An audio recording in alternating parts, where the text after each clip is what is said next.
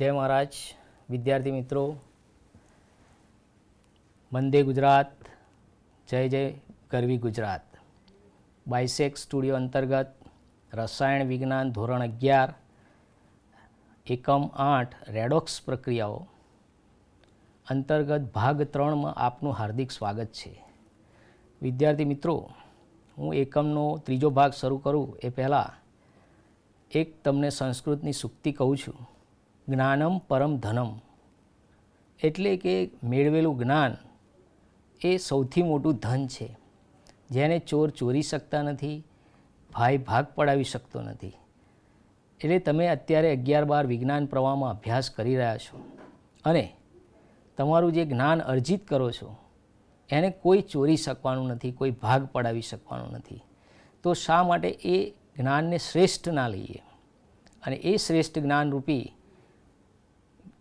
ઉત્તમમાં ઉત્તમ પરિણામ તમે ભારત દેશને, ગુજરાતને આપી ગુજરાતનું ગૌરવ આગળ વધારો અને સઘન અભ્યાસ કરી ઓલ ઇન્ડિયા રેન્ક 1 અને ગુજરાતમાં પણ તમારું નામ દેશમાં અને દુનિયામાં નામ રોશન કરો, એ અભ્યર્થના સાથે આજે હું તમારો ત્રીજો ભાગ શરૂ કરી રહ્યો છું।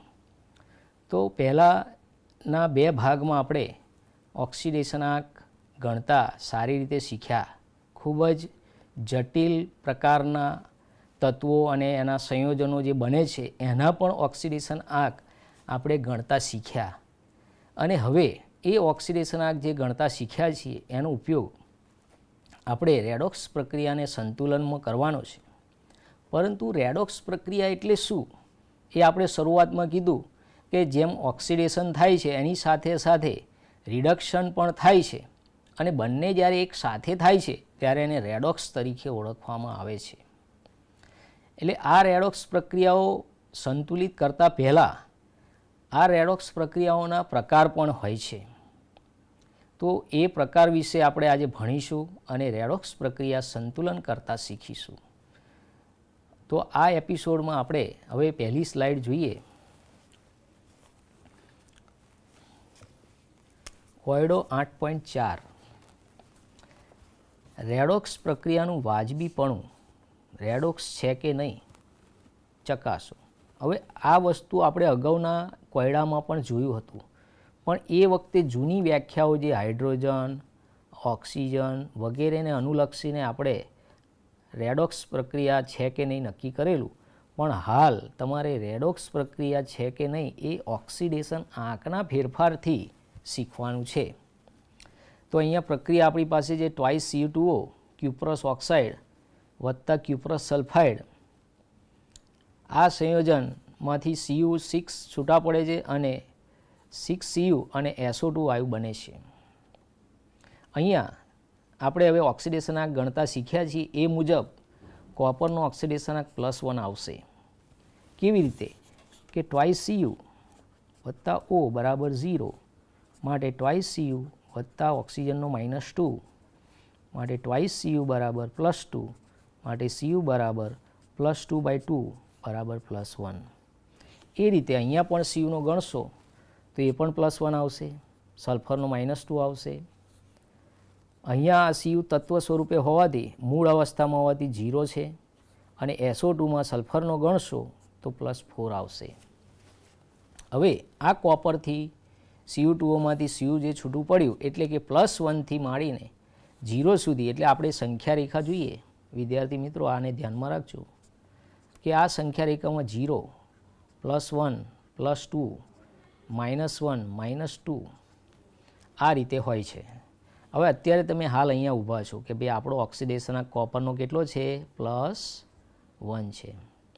હવે એ કોપરનો ઓક્સિડેશનાંક ઘટીને કેટલો થયો? 0। કેમ ઘટ્યો? કારણ કે આ સંખ્યા રેખા ઉપર આપણે +1 થી ક્યાં જઈએ છીએ? ડાબી બાજુ ખસીએ છીએ।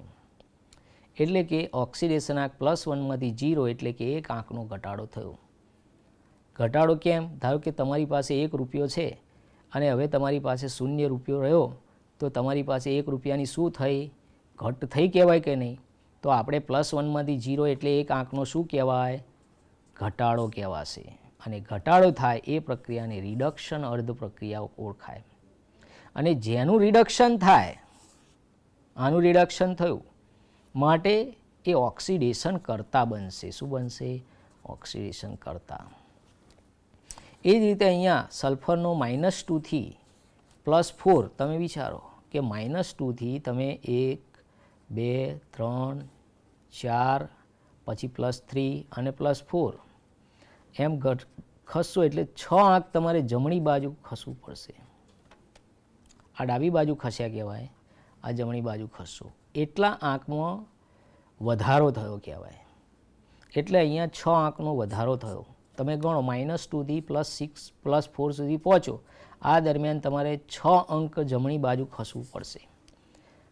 એટલે આ 6 આંકનો વધારો કહેવાય.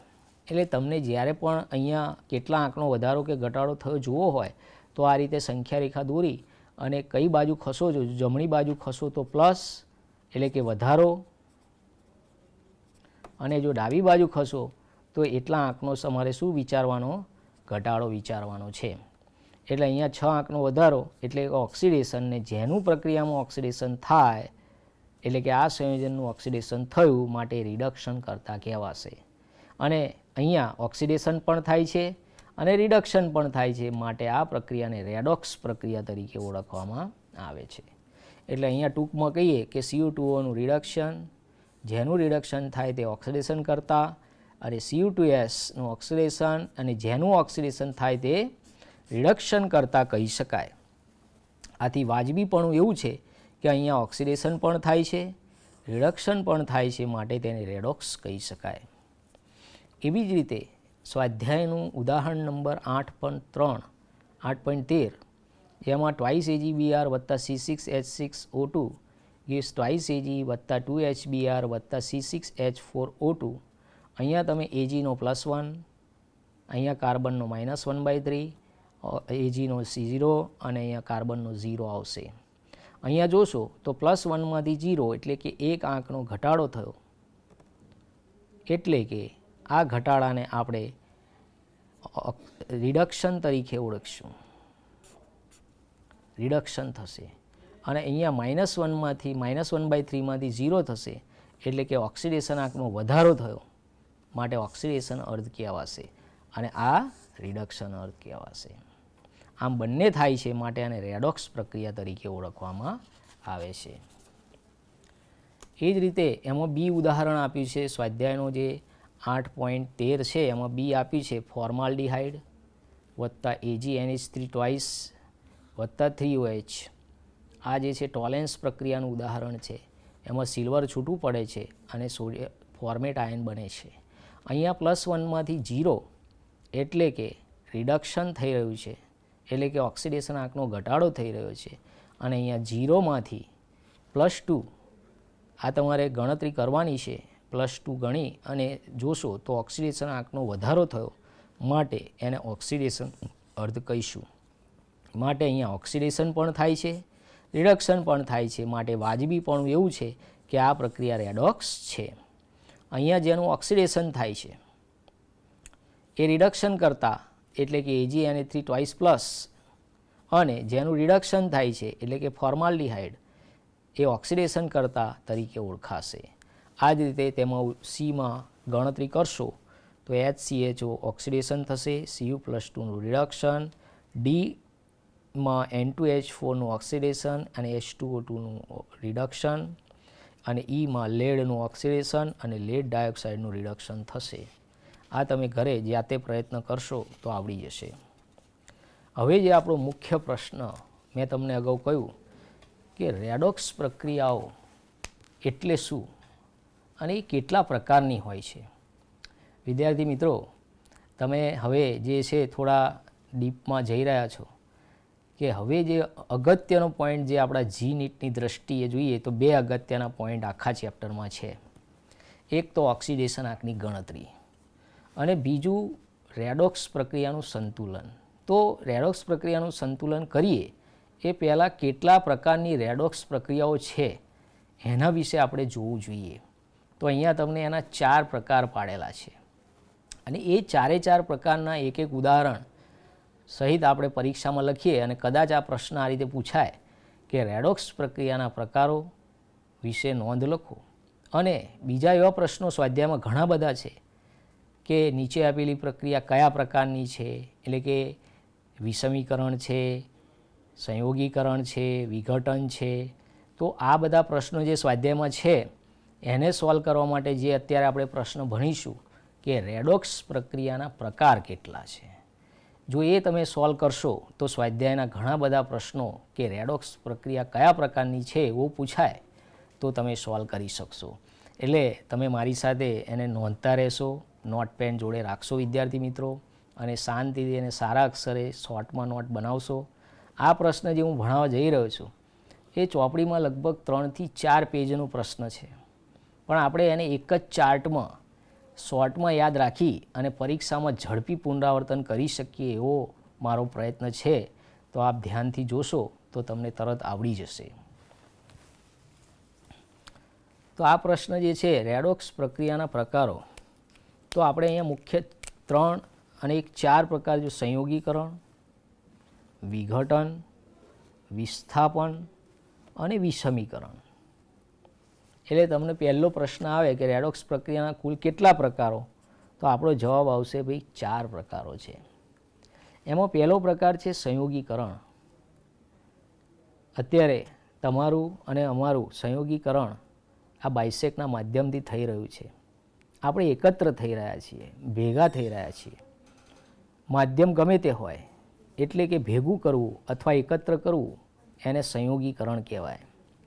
દાખલા તરીકે C+O2 gives CO2, એટલે કે અહીંયા કાર્બન અને ઓક્સિજનનું સંયોગીકરણ થવાથી CO2 વાયુ મળે છે.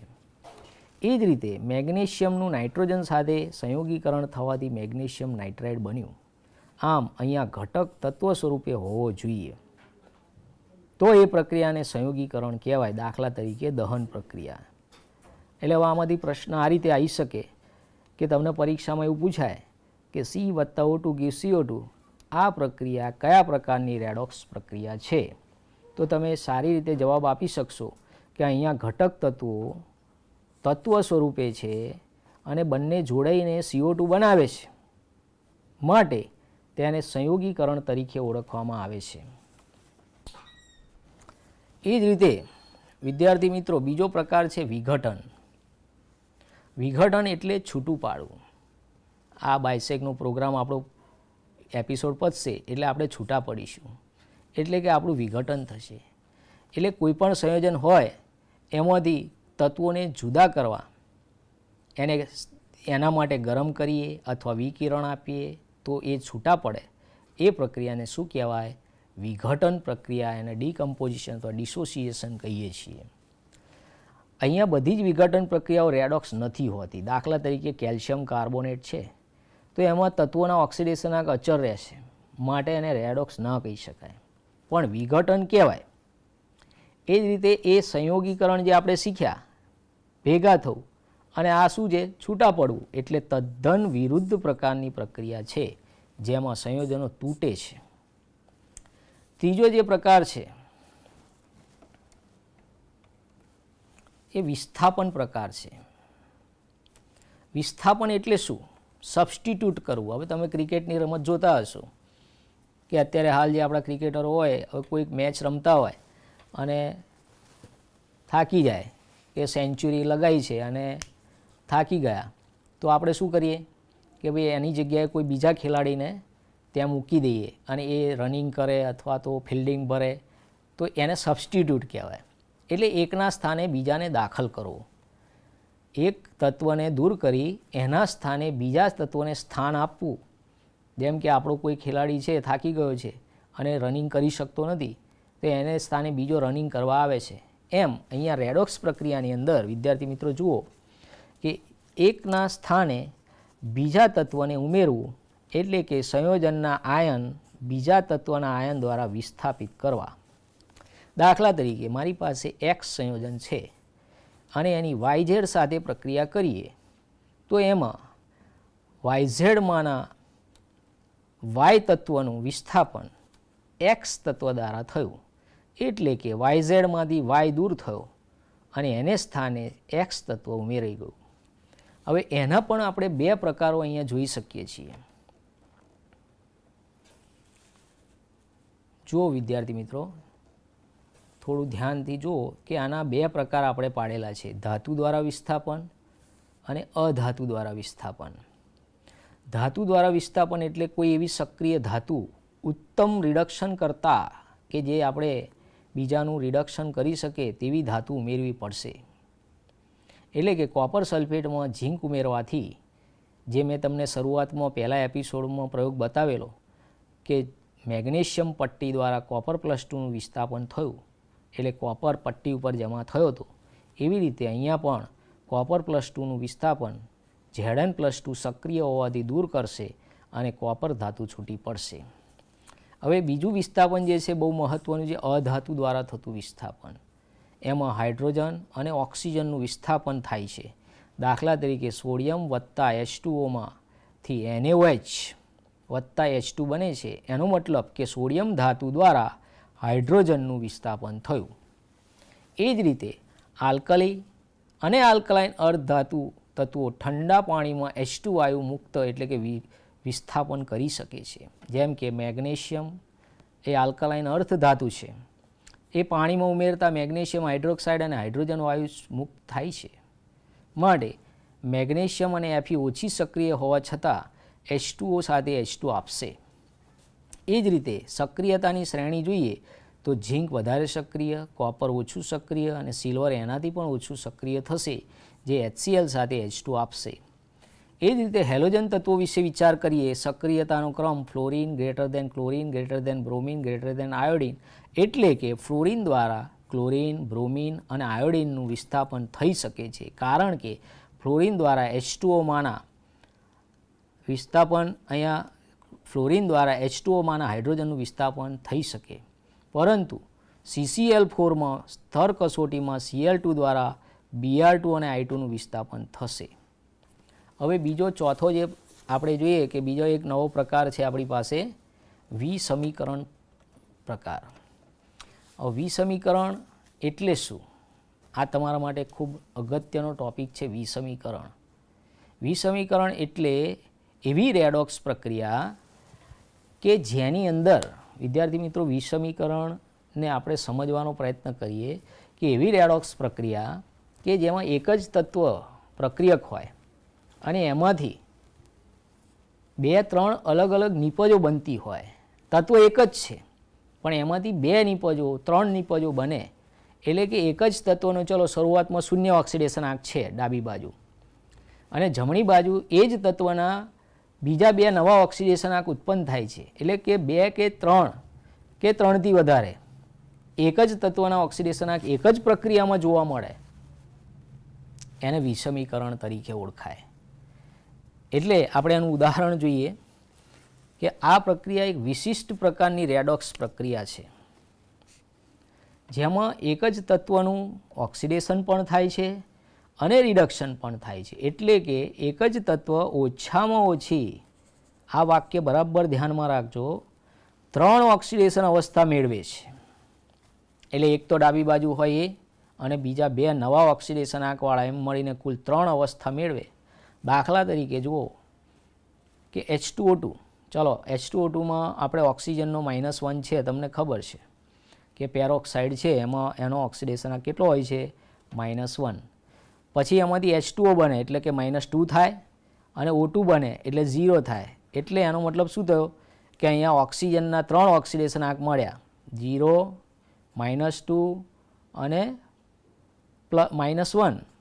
એટલે એક જ તત્વના 3 અલગ અલગ ઓક્સિડેશન આંક -1, -2 અને 0 મળે છે, માટે તેને વિષમીકરણ તરીકે ઓળખાય. પણ એક વસ્તુ યાદ રાખવાની, તમને આવો પ્રશ્ન પૂછાય કે નીચે આપેલ કયું તત્વ વિષમીકરણ ન દર્શાવે? તો ફ્લોરિનનો કોઈ દિવસ વિષમીકરણ દર્શાવશે નહીં. તમને ખબર છે કે ફ્લોરિનનો ઓક્સિડેશન આંક -1થી કોઈ દિવસ બદલાતો નથી. એટલે આખા વર્ત કોષ્ટકમાં એવું તત્વ કયું છે જે વિષમીકરણ કદી ન દર્શાવે? તો આપણો આન્સર આવશે ફ્લોરિન. આ ઉપરાંત બીજું ઉદાહરણ છે Cl2 અને બેઝિક માધ્યમમાં ClO-, Cl- અને H2O આપે છે. એ ઘરેલું બ્લીચિંગ છે.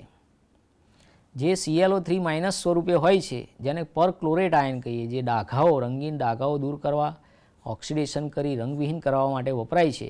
અહીંયા ક્લોરિનનો ઓક્સિડેશન આંક 0 છે અહીંયા તમે ગણતરી કરશો ClOની અંદર તો આ ક્લોરીનનો ઓક્સિડેશન આંક તમને +1 પણ મળશે, અહીંયા -1 પણ મળશે. એટલે કુલ 3 ઓક્સિડેશન આંક થવાથી આ પ્રક્રિયાને શું કહેવાય? વિસમીકરણ પ્રક્રિયા કહેવાય.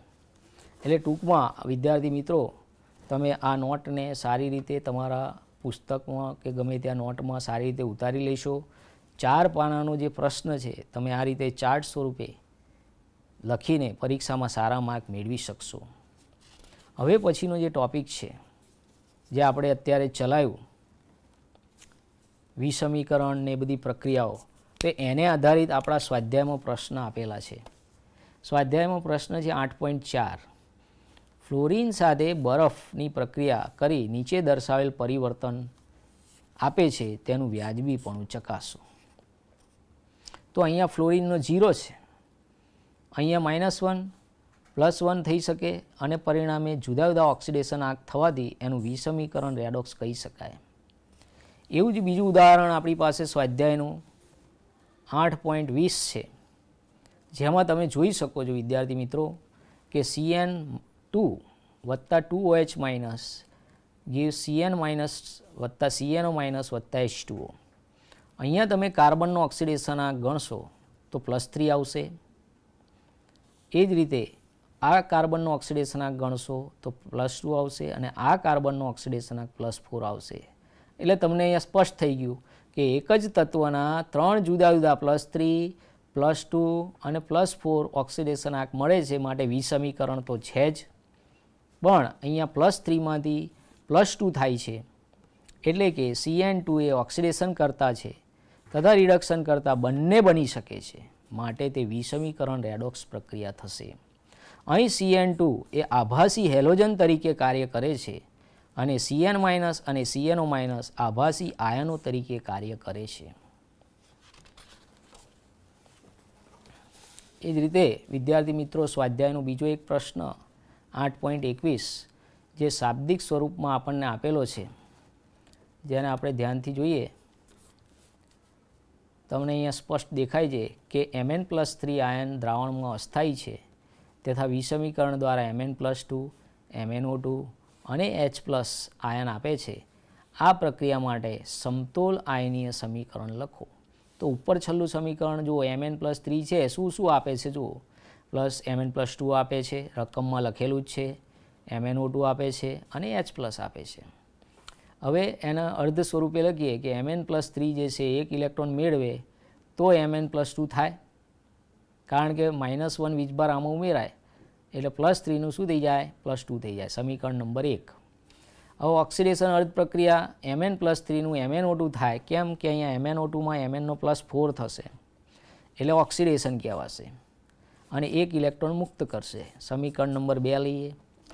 હવે ઓક્સિડેશન અર્ધ આ પ્રક્રિયા જે છે એમાં H+ ઉમેરી વીજભાર અને ઓક્સિજન માટે પાણી ઉમેરવું. હવે જો આ વિદ્યાર્થી મિત્રો, આ તમારે રેડોક્સ પ્રક્રિયાનો ખૂબ અગત્યનો પોઈન્ટ છે. હવે જે હું તમને સમજાવી રહ્યો છું એ ખાસ ધ્યાનથી એકાગ્રતાથી શીખવાનું છે. જો તમને આ વસ્તુ તમને ખ્યાલમાં આવી જશે તો હવે પછીની બધી જ રેડોક્સ પ્રક્રિયાઓ તમને સંતુલન કરતાં તરત જ આવડી જશે. તો જુઓ ધ્યાનથી ફરી એકવાર કે અહીંયા H+ ઉમેરી વીજભાર સંતુલિત કરવાનો છે, પણ H+ ક્યારે? જો એસિડિક માધ્યમ હોય તો, અને ઓક્સિજન માટે પાણી ઉમેરવા. હવે તમે જુઓ કે આપણી આ જે પ્રક્રિયા છે એમાં ડાબી બાજુએ +3 વીજભાર છે અને જમણી બાજુએ 1 ઇલેક્ટ્રોનનો -1, MnO2નો 0 એટલે ટોટલ -1. હવે અહીંયા મારી પાસે વીજભાર સંતુલિત કરવા H+ આયન હોય તો -1માં કેટલા ઉમેરીએ તો +3 થાય. તો 4H+ ઉમેરીએ તો 4H વત્તા -1 એટલે +3 વધે અને ડાબી બાજુ +3. હવે આ 4Hને સંતુલિત કરવા મારી પાસે જમણી બાજુ ઉમેરવા માટે શું છે? પાણી. ચલો 4H એટલે 4 હાઇડ્રોજન થશે, તો 2 પાણીના અણુમાં 2 દુ 4 હાઇડ્રોજન થઈ જાય. આમ ટોટલ આપણને ટ્વાઇસ H2O વત્તા Mn+3 gives MnO2 વત્તા 1 ઇલેક્ટ્રોન વત્તા 4H પ્રક્રિયા મળશે. હવે એનો સરવાળો કરવાનો. સરવાળો કરો 1 અને 3નો એટલે આપણી સંતુલિત પ્રક્રિયા આવી જશે. આ જે મેથડ છે વિદ્યાર્થી મિત્રો, તમારા માટે સૌથી શ્રેષ્ઠ મેથડ છે, જેમાં ઓક્સિડેશન અર્ધને આપણે બેલેન્સ કરી અને આ રીત દ્વારા તમે ઝડપથી જી અને નીટની અંદર ખૂબ ઝડપથી નીટના કોઈ બી પ્રશ્ન હોય કે JEEના રેડોક્સ સંતુલનના પ્રશ્નો હોય એ આ પ્રશ્નની રીતે તમારે સોલ્વ કરવા તો તમને તરત જ આવડી જશે. એને તમે નોટ કરી લેશો, તમારી નોટમાં લખી લેશો અને ધ્યાનથી વાંચી લેશો. બીજો એક પ્રશ્ન છે આપણી પાસે 8.24. આવર્ત કોષ્ટક એટલે તમે ત્રીજા ચેપ્ટરમાં જે ભણ્યા છો એ આવર્ત કોષ્ટકના પ્રશ્નો અહીંયા ધ્યાનમાં લેવાના છે. એવી ધાતુ પસંદ કરો અધાતુ કે જે વિસમીકરણ આપતી હોય અને એવી ધાતુઓ પસંદ કરો જે વિસમીકરણ આપતી હોય. તો આપણે અહીંયા લિસ્ટ બનાવ્યું છે. સ્વાધ્યાયનો પ્રશ્ન છે ફોસ્ફરસ, ક્લોરીન અને સલ્ફર આ 3 વિસમીકરણ પ્રક્રિયાઓ આપે છે અને એ જ રીતે ધાતુનું લિસ્ટ આપણે બનાવ્યું છે. મેંગેનીઝ, કોપર, ગેલિયમ અને ઇન્ડિયમ વિસમીકરણ પ્રક્રિયા દર્શાવે. એટલે આપણને અહીંયા લિસ્ટ બનાવવાનું કીધું છે અને એવી પ્રક્રિયાઓ દર્શાવવાની છે. તો ફોસ્ફરસની વિસમીકરણ પ્રક્રિયા તમે લખી લેશો, એ જ રીતે ક્લોરીનની વિસમીકરણ પ્રક્રિયા તમે લખી લેશો અને સલ્ફરની વિસમીકરણ પ્રક્રિયા. આ ત્રણેય અધાતુઓ છે અને એ જ રીતે ધાતુઓ મેંગેનીઝ, કોપર, ગેલિયમ અને ઇન્ડિયમની પણ પ્રક્રિયાઓ તમારી નોટમાં વિદ્યાર્થી મિત્રો વ્યવસ્થિત રીતે લખી લેશો. હવે એ જ રીતે આપણા પુસ્તકની અંદર કોયડો 8.5 આપેલો છે. આ કોયડાને આપણે સમજવાનો પ્રયત્ન કરીએ. ClO minus, ClO2, ClO3 minus અને ClO4માં કઈ સ્પીસીઝ વિસમીકરણ દર્શાવશે, દરેકની પ્રક્રિયા લખો અને કઈ નહીં દર્શાવે. તો પહેલાં ClO માઇનસ છે, એમાંથી Cl માઇનસ અને ClO3 બન્યું એટલે આ વિસમીકરણ છે. એ જ રીતે 6ClO2માંથી ClO3 અને Cl બન્યું એટલે આ પણ વિસમીકરણ છે. આમાં પણ વિસમીકરણ છે, પણ ClO4 કેમ નથી? એટલે તમારો જવાબ આવશે કે ClO4 વિસમીકરણ નથી દર્શાવતું કારણ કે ક્લોરીનનો છેલ્લામાં છેલ્લો ઓક્સિડેશન આ +7 છે, એની આગળ ઓક્સિડેશન પ્રક્રિયા કે થઈ શકતી નથી, માટે તે વિસમીકરણ દર્શાવતું નથી. એ જ રીતે કોયડા નંબર 8.6 જેને આપણે ધ્યાનથી જોઈએ કે નીચે દર્શાવેલ રેડોક્સ પ્રક્રિયાઓનું વર્ગીકરણ કરો. તો આપણે જે પ્રશ્ન હમણાં તમને શીખવાડ્યો બરાબર તમે શીખી લીધો હશે. આ જે પ્રશ્ન તમને મેં શીખવાડ્યો વિદ્યાર્થી મિત્રો, હવે એને લગતો એક પ્રશ્ન આપણને અહીંયા સ્વાધ્યાયમાં આપેલો છે. તો એને ધ્યાનથી જુઓ તમે અને કોયડા સ્વરૂપે આપણને ઉદાહરણમાં ગણીને આપ્યો છે, એને આપણે ધ્યાનથી જોઈએ. તો આપણે એને ધ્યાનથી જોતાં આપણને જણાશે કે શું કીધું છે કે નીચે દર્શાવેલી વર્ગીકરણ રેડોક્સ પ્રક્રિયા કયા પ્રકારની છે. તો જો અહીંયા તત્વ સ્વરૂપે નાઇટ્રોજન ઓક્સિજન જોડાયા અને એનો બન્યો એટલે સંયોગીકરણ થયું. એ જ રીતે PbNO3 ટ્વાઇસ એના અંદરથી PbO અને NO2 વત્તા O2 બન્યું એટલે વિઘટન થયું કહેવાય. તત્વ સ્વરૂપે NaH વત્તા H2O gives NaOH વત્તા H2. અહીંયા સોડિયમ દ્વારા હાઇડ્રોજનનું વિસ્થાપન થયું અને હાઇડ્રોજન વાયુ છૂટો પડ્યો એટલે વિસ્થાપન કહેવાય. એ જ રીતે ટ્વાઇસ NO વત્તા 2OH gives NO2 વત્તા NO3 માઇનસ વત્તા H2O. અહીંયા NOનો +4, +3, +5 3 અલગ અલગ ઓક્સિડેશન આંક મળે છે, માટે એને વિસમીકરણ તરીકે ઓળખાશે.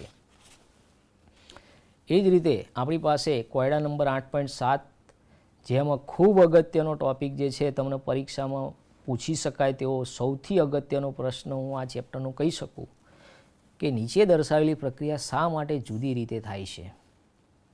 તો આપણી પાસે પ્રક્રિયા છે Pb3O4 વત્તા 8HCl gives 3PbCl2 વત્તા Cl2 વત્તા 4H2O.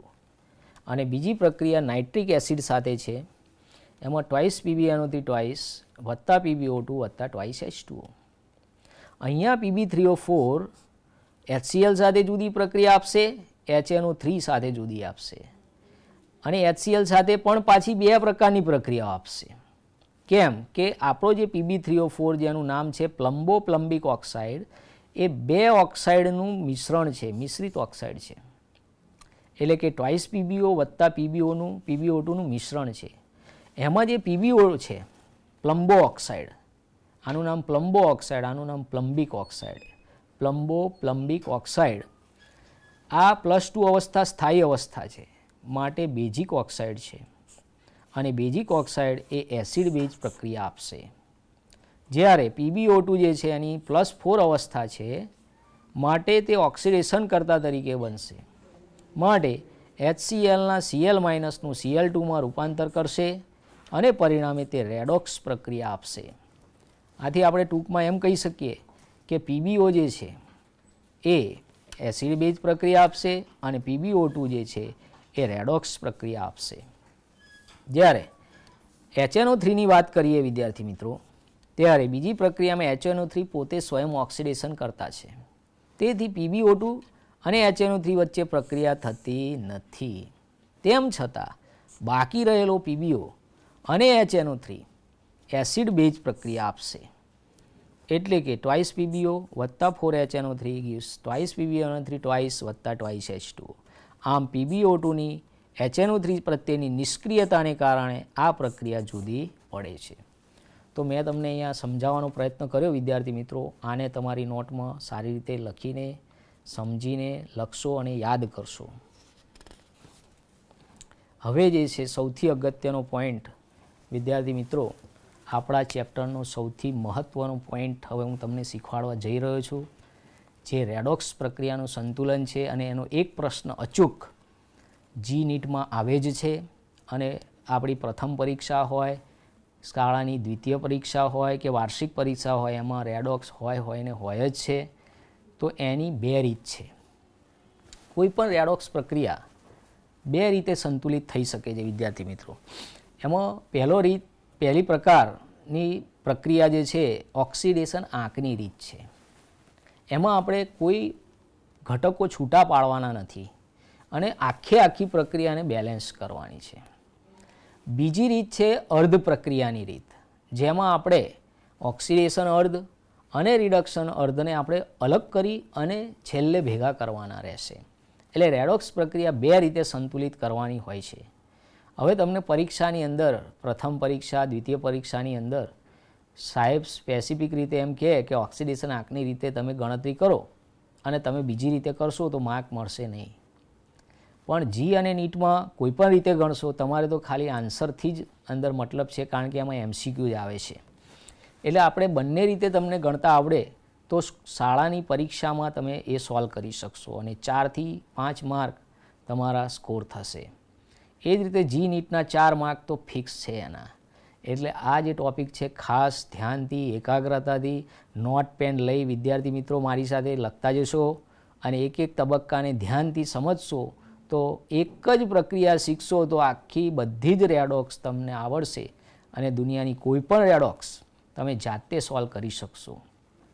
મેં તમને શરૂઆતમાં કહ્યું કે એકાગ્રતાથી જો કોઈ કામ કરીએ તો દુનિયાનો કોઈ એવો પ્રશ્ન નથી કે કોઈ એવી થિયરી નથી કે જે તમને ન આવડે. પણ ધ્યાનથી અને એકાગ્રતાથી ભણીએ તો આપણને આ બધું જ આવડી જાય છે. તો હવે ધ્યાનથી અને મારી સાથે લખતા રહેશો અને પોઈન્ટ નોંધતા રહેશો. જુઓ વિદ્યાર્થી મિત્રો, કોયડા નંબર 8.8 રેડોક્સ પ્રક્રિયાનું સમતોલન. એમાં મેં પહેલી રીત લીધી છે ઓક્સિડેશન આંકની પદ્ધતિ.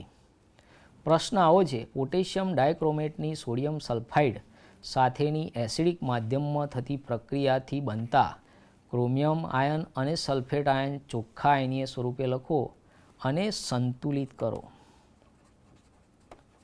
તો પહેલું સોપાન 1 નોંધ કરી જ લેશો વિદ્યાર્થી મિત્રો. સોપાન 1માં જે શબ્દોમાં આપણને પ્રક્રિયા આપી છે એના પરથી આપણે પ્રક્રિયા સ્વરૂપે અને ઓક્સિડેશન આંક સ્વરૂપે લખીશું. તો આપણે જોઈએ કે પોટેશિયમ ડાયક્રોમેટનો ક્રોમેટ આયન Cr2O7 વત્તા SO3 એટલે સલ્ફેટ, સોડિયમ સલ્ફાઇડનો સલ્ફાઇડ આયન, એમાંથી શું બનશે એ તમારે જાતે લખવું પડે, પણ આપી દેવામાં આવે તો Cr+3 અને SO4 તો સોપાન 1માં આપણે અગાઉ શીખ્યા એમ ક્રોમિયમનું ઓક્સિડેશન આંક ગણશો તો એક ક્રોમિયમનો +6 આવશે. એવી રીતે આ સલ્ફરનો ઓક્સિડેશનાંક +4 આવશે. ક્રોમિયમનો ઉપર વીજભાર જે છે એ જ એનો ઓક્સિડેશનાંક થશે, તમને અગાઉ શીખવાડેલું છે.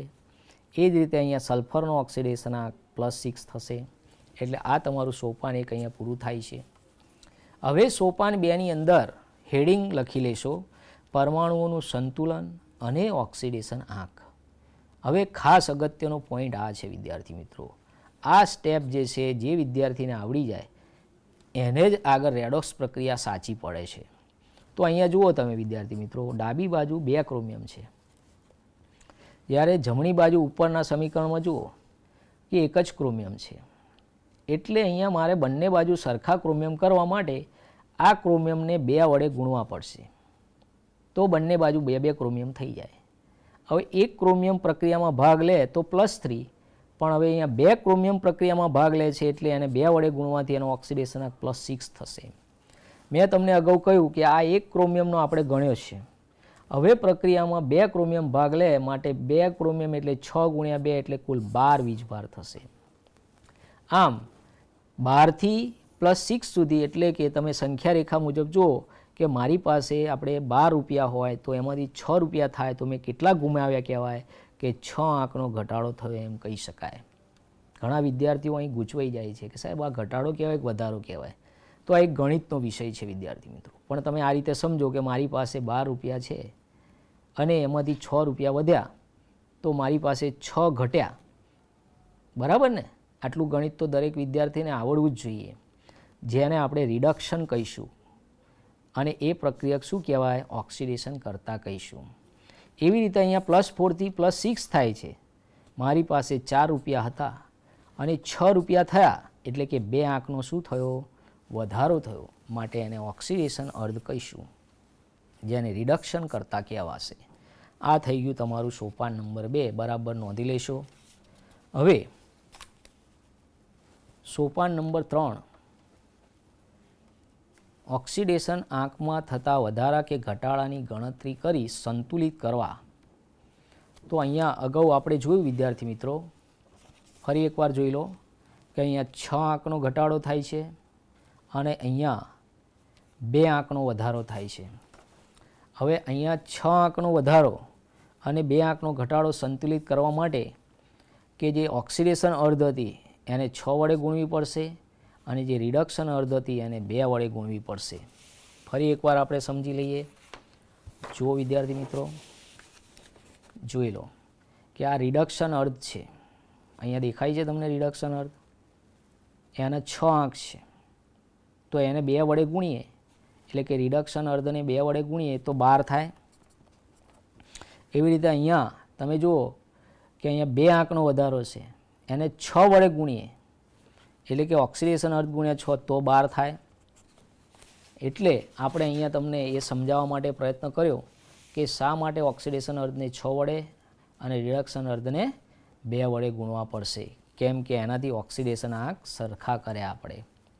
એટલે આખી પ્રક્રિયાને જે ઓક્સિડેશન અર્ધ પ્રક્રિયા છે એને 6 વડે બંને બાજુએ ગુણવાની અને રિડક્શન અર્ધ પ્રક્રિયા જે છે એને 2 વડે ગુણવાની રહેશે.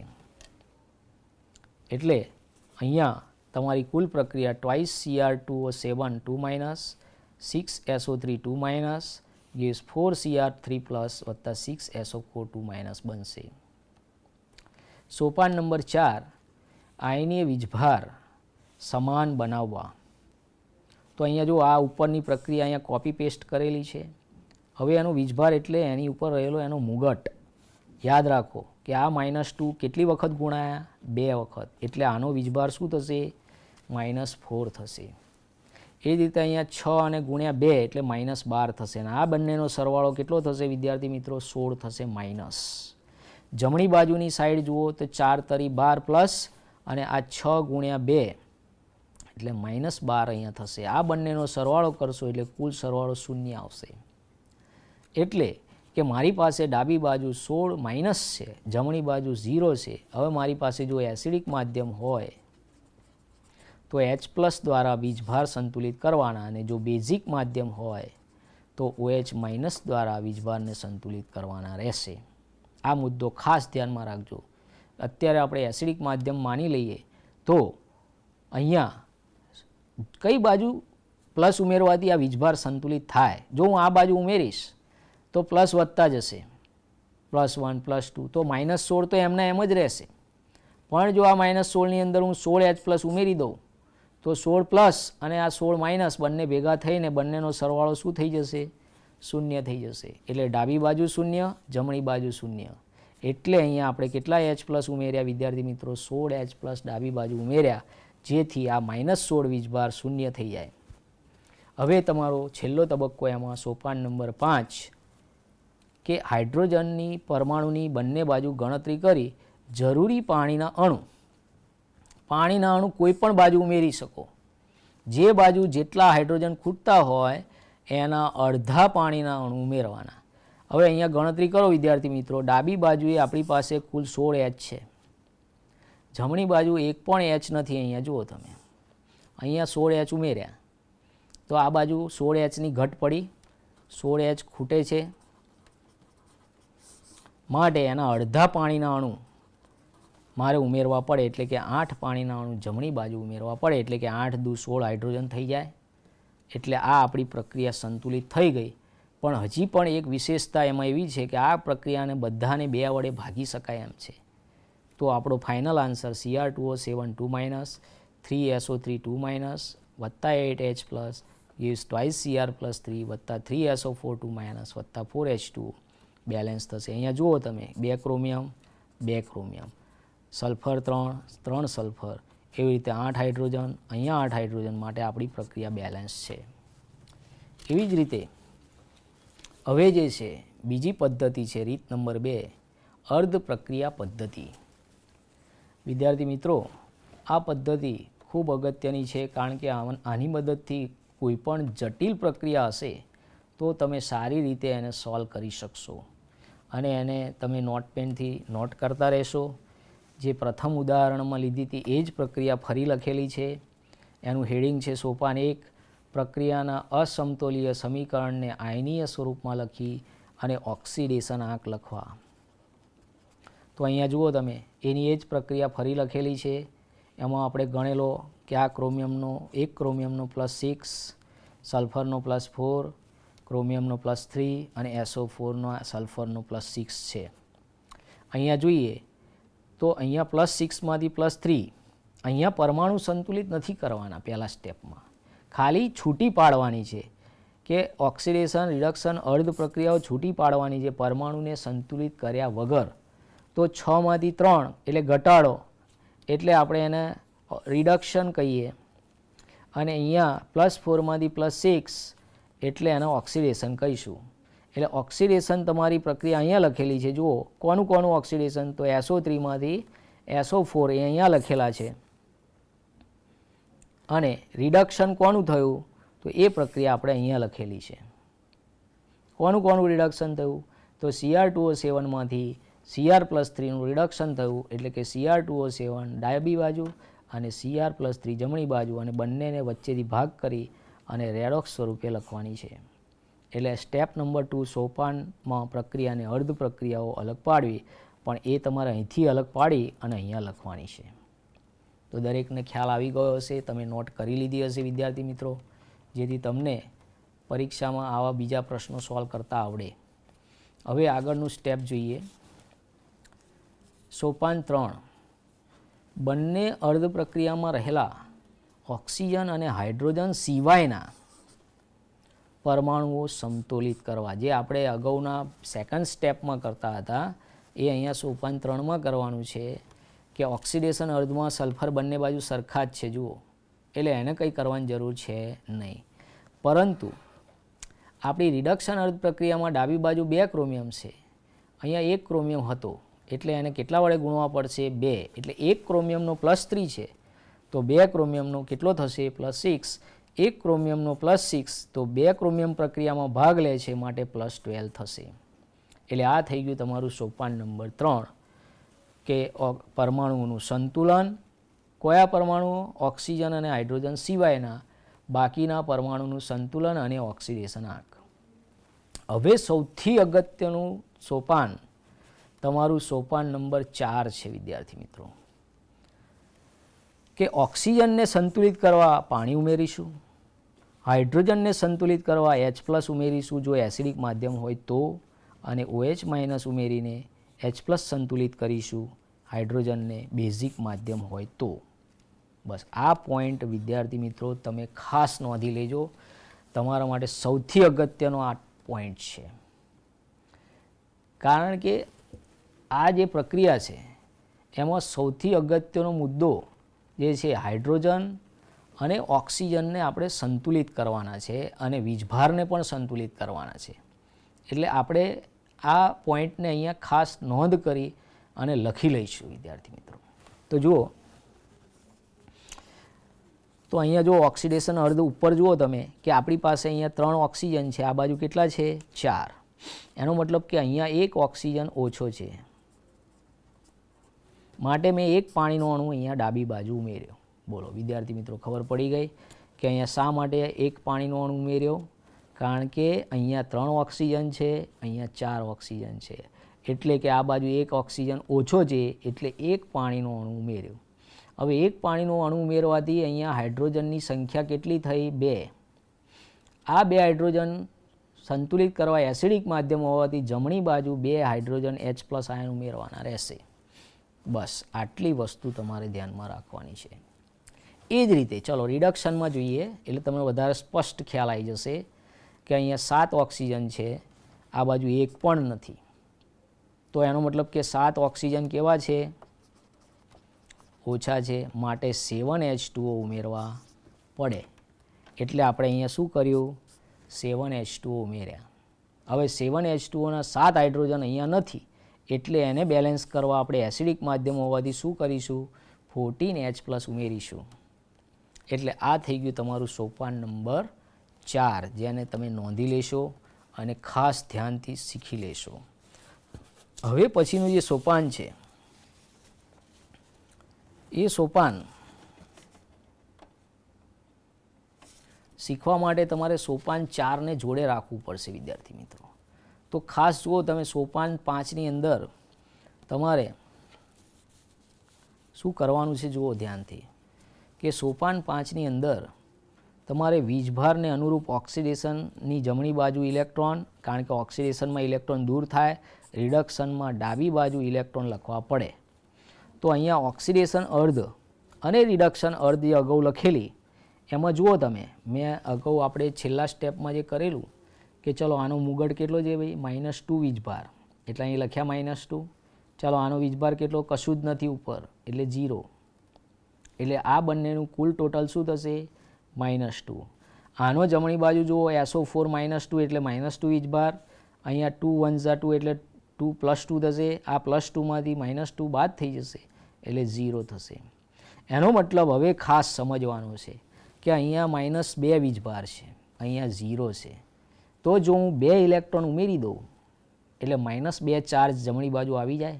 એટલે આ પ્રક્રિયામાં અહીંયા શું ઉમેર્યા? 2 ઇલેક્ટ્રોન ઓક્સિડેશનમાં જમણી બાજુ ઉમેરવા પડશે. એ જ રીતે અહીંયા ગણો કે આનો વીજભાર -2 છે, આનો 14 × 14 પ્લસ થશે, એટલે 14 માંથી 2 માઇનસ જાય એટલે +12 રહેશે. અને આ બાજુ જે છે +6 અને 0 એટલે +6 છે, આ બાજુ +12 છે. તો કઈ બાજુ 6 ઇલેક્ટ્રોન અહીંયા ઉમેરી દઈએ તો 12 માંથી 6 જતા રહે એટલે +6 વીજભાર બાકી રહે. એટલે શા માટે 6 ઇલેક્ટ્રોન ડાબી બાજુ ઉમેરીશું? કારણ કે +12 વીજભારને +6 બનાવવા માટે આપણે 6 ઇલેક્ટ્રોન ડાબી બાજુ અહીંયા ઉમેરેલા છે. એટલે આ સોપાન નંબર 5 તમારે કમ્પ્લીટ કરવાનું છે સોપાન 4માં, અને પછી સોપાન 5માં આ રીતે ઇલેક્ટ્રોન ઉમેરી દેવાના છે. એટલે હવે તમને ખ્યાલ આવી ગયો હશે કે આ સોપાન 5 કેવી રીતે આપણે સોલ્વ કર્યું. હવે વિદ્યાર્થી મિત્રો, આપણે સોપાન 5 કમ્પ્લીટ થઈ ગયા પછી સોપાન 6ની ગણતરી અહીંયા કરેલી છે કે યોગ્ય સહગુણક વડે ઇલેક્ટ્રોનનો ફેરફાર સમાન કરવો. ચલો આ પ્રક્રિયામાં ઇલેક્ટ્રોન કેટલા છે? 2. આ પ્રક્રિયામાં આપણી પાસે કેટલા ઇલેક્ટ્રોન છે વિદ્યાર્થી મિત્રો? 6. તો તમે વિચારી લો, તમારો તર્ક દોડાવો કે આ 2 ઇલેક્ટ્રોનને જો હું 3 વડે ગુણી નાખું તો 6 ઇલેક્ટ્રોન થાય અને તો 6 ઇલેક્ટ્રોન દૂર કરી શકાય. એટલે આખી જે આ ઓક્સિડેશન અર્ધ પ્રક્રિયા છે એને 3 વડે ગુણવા પડશે અને એ 3 વડે આખી પ્રક્રિયાને ગુણી અને પછી અહીંયા લખવાની છે. એટલે કે 3SO3 2- 3H2O 3SO4 2- 6H plus વત્તા 6 ઇલેક્ટ્રોન અને રિડક્શન અર્ધ એમને એમ લખી નાખી છે. હવે એમાં જે સમાન વસ્તુઓ હોય 6 ઇલેક્ટ્રોન આ ઉડી જશે, 6 ઇલેક્ટ્રોન આ ઉડી જશે. આ 6H પ્લસ દૂર કરીશું એટલે આ 14માંથી 8H પ્લસ વધશે. એ જ રીતે અહીંયા 3H2O દૂર કરીશું, 7H2Oમાંથી 4H2O આપણી પાસે વધશે. હવે કશું દૂર થતું નથી તો આ બંનેનો ડાબી બાજુનો સરવાળો ડાબી બાજુ, જમણી બાજુનો સરવાળો જમણી બાજુ લખવાનો રહેશે. ડાબી બાજુ આપણી પાસે કયા કયા ઘટકો છે જુઓ વિદ્યાર્થી મિત્રો. Cr2O7 એ લખ્યું, વત્તા 3SO3 લખ્યા, વત્તા 8H પ્લસ વધ્યા એ લખ્યા. જમણી બાજુ Cr+3 3SO4 2- અને 4H2O. આમ તાળો મેળવતા તમને જણાશે કે ડાબી બાજુનો વીજભાર તમે ગણી જુઓ, -2 આ 3 દૂ 6 માઇનસ, ચલો વિદ્યાર્થી ગણીએ આપણે, -6 -2 અને +8 તો ટોટલ સરવાળો શું થઈ જશે? 0. એ રીતે આ +6 -6 એટલે 0 થઈ જશે. એટલે ડાબી બાજુ અને જમણી બાજુનો વીજભાર 0 થયો. એ જ રીતે હાઇડ્રોજનની સંખ્યા અહીંયા 8, આ બાજુ 4 દુ 8 થશે. ઓક્સિજનની સંખ્યા તમે 7 અને 3 તરી 9 એટલે 9 અને 7 16 ઓક્સિજન ડાબી બાજુ, અહીંયા 4 તરી 12 અને 4 એકુ 4 12 ને 4 16 ઓક્સિજન. અહીંયા 2 ક્રોમિયમ, અહીંયા 2 ક્રોમિયમ, અહીંયા 3 સલ્ફર, અહીંયા 3 સલ્ફર. માટે આપણી પ્રક્રિયા બેલેન્સ છે. વિદ્યાર્થી મિત્રો, આમ તમે રેડોક્સ પ્રક્રિયાને સારી રીતે બેલેન્સ કરતા શીખી ગયા હશો. તો આ ખૂબ અગત્યનો ટોપિક મેં તમને શીખવાડ્યો. હવે તમારે જે ઉદાહરણમાં આવા બીજા બધા ઉદાહરણ આપ્યા છે, સ્વાધ્યાયમાં પણ એવી ઘણી બધી રેડોક્સ પ્રક્રિયાઓને સંતુલિત કરવાનું તમને જણાવેલ છે. તો જે મેં ઉદાહરણ શીખવાડ્યા એ જ ઉદાહરણને અનુસરીને એ જ રીતે તબક્કા પ્રમાણે તમારે રેડોક્સ પ્રક્રિયાને સંતુલિત કરી દેવાની રહેશે. પણ આ સાથે હું તમને એક શોર્ટકટ મેથડ શીખવાડું છું કે જેની મદદથી તમે નીટમાં સરળતાથી રેડોક્સ ગણી શકો. તો જુઓ વિદ્યાર્થી મિત્રો કે આપણે જે આ પ્રક્રિયા જે લીધેલી એ જ પ્રક્રિયાને ફરીથી આપણે સોલ્વ કરીશું. જે પ્રક્રિયા આપણી પાસે હતી Cr2O 7 2- વત્તા SO3 2- gives Cr+3 વત્તા SO4 2-.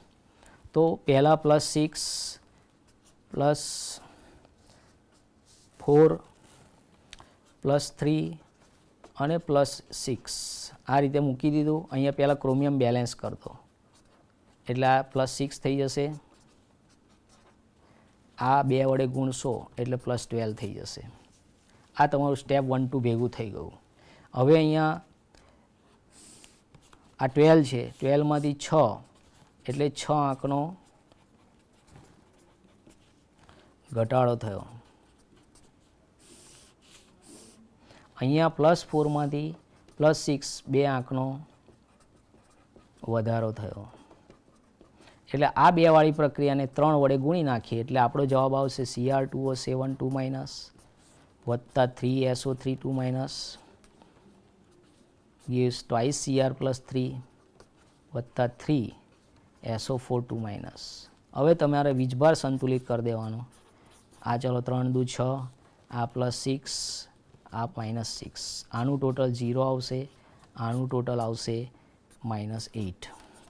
એટલે હવે તમે એસિડિક માધ્યમમાં અહીંયા 8H પ્લસ ઉમેરી દેશો એટલે આ બે વીજભાર બેલેન્સ થઈ જશે. અને આ બાજુ 8H ને બેલેન્સ કરવા સામેની બાજુ 4H2O ઉમેરી દેશો એટલે આપણી પ્રક્રિયા બેલેન્સ થઈ જશે. એટલે ટૂંકમાં તમે આ રીતે એકદમ શોર્ટકટમાં તમે જી નીટમાં ફટાફટ તમારી આ પ્રક્રિયા રેડોક્સને સંતુલિત કરી શકશો અને ખૂબ સારા માર્ક્સ તમે જી નીટમાં અને બોર્ડમાં પણ લાવી શકશો. વિદ્યાર્થી મિત્રો, હવે પછીના એપિસોડમાં બાકીના જે ટૉપિક રહ્યા છે તેને હું પૂર્ણ કરી આપીશ અને આપણા ગુજરાતનું, આપણા દેશનું ગૌરવ વધે અને આવતા ભવિષ્યમાં આપણા ગુજરાતના વિદ્યાર્થીઓ જી નીટમાં ઓલ ઇન્ડિયા રેન્ક 1 થી 10 સુધીના તમામ રેન્ક આપણે પ્રાપ્ત કરીએ, એના માટે સઘન અભ્યાસ કરી ભારતનું ભાવિ અને ગુજરાતનું ભાવિ ઉજ્જવળ બનાવીએ. એની સાથે નમ્ર અપીલ છે કે મહેનત કરશો અને સારી રીતે લખીને તૈયાર કરશો.